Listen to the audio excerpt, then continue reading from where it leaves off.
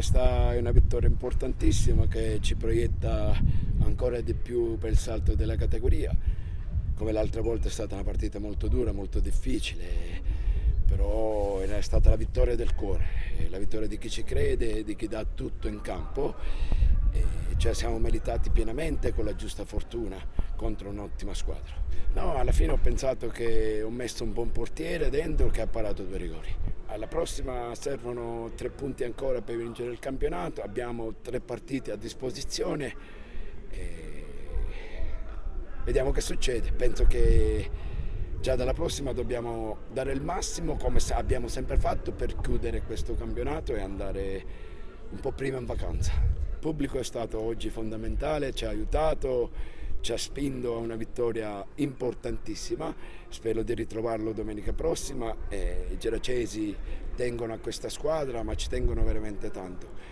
Io abito là con tanti altri ragazzi e onestamente sono gentilissimi, affabili, ci trattano come figli e se lo meritano. È andata un po' come prevedevamo, una partita maschia dove bisognava dare il massimo per portare i 3 punti a casa.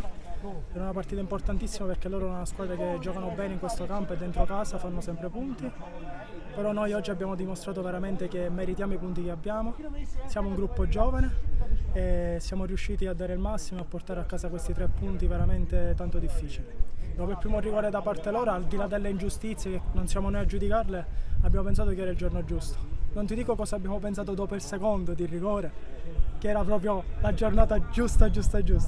Però l'importante è che abbiamo messo tutti l'animo, abbiamo dato la vita, dispiace per i compagni che sono stati buttati fuori, perché chi vedrà le immagini capirà che tipo di partita è stata oggi. Però veramente siamo stati tutti e 20, più il mister e dirigente maschi, siamo venuti a Castelbuono, non abbiamo avuto paura e ci siamo portati a casa questi 3 punti. Allo spogliatoio non ho detto a nessuno di esultare, siamo fatti la doccia e andiamo a casa. Esultiamo domenica a casa nostra, che abbiamo un'altra battaglia da vincere e dobbiamo portare a casa questo campionato tanto meritato. Ringraziamento speciale, ci avete aiutato, oggi vi siete fatti sentire e domenica venite più che potete, così festeggiamo tutti insieme questo fine campionato e questa vittoria che la meritiamo tutti insieme.